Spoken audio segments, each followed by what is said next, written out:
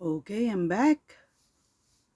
So, there was a time in my spiritual walk wherein pinag-aralan ko yung Old Testament. Not thoroughly, pero the Holy Spirit helped me.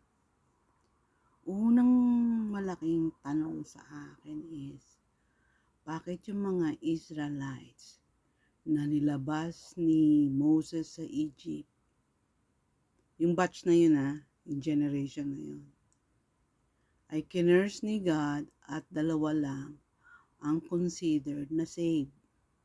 Kaya tandang-tanda ko yung dalawang yun eh. Ipinasa ko nga tong knowledge na to sa mga estudyante ko sa Iris. Kasi ang lakas ng dating. Ang Diyos hindi tumitingin sa numbers.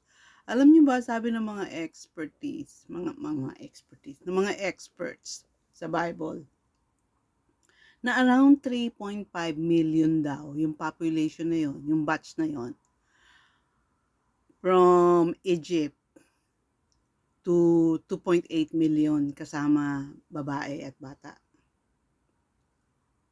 Hindi kinurse yung mga bata, yung mga adults lang nung batch na yon.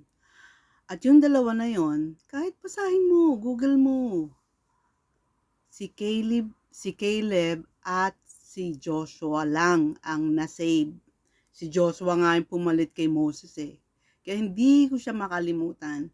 And because of that, isa yun sa reason bakit ganito ka-devoted kay God. Alam ko ang karakter ni God. Meron siyang standard. Wala siyang pakialam kung 2.5, 2.8 million or 3 million ang mawawala at dalawa lang maliligtas kung wala namang pagmamahal sa Kanya.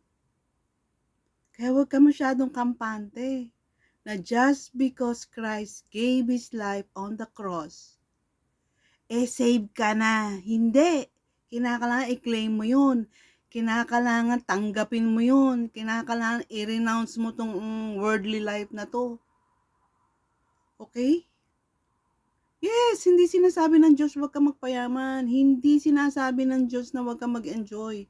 Ang sinasabi ng Diyos ay unahin mo siya, hanapin mo siya, para yung kabanalan niya, makuha mo. Kasi yung kabanalan na yun ang nagbibigay ng totoong saya.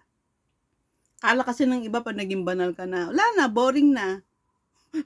Ako ba, boring buhay ko? Sarap nga ng may spirituality.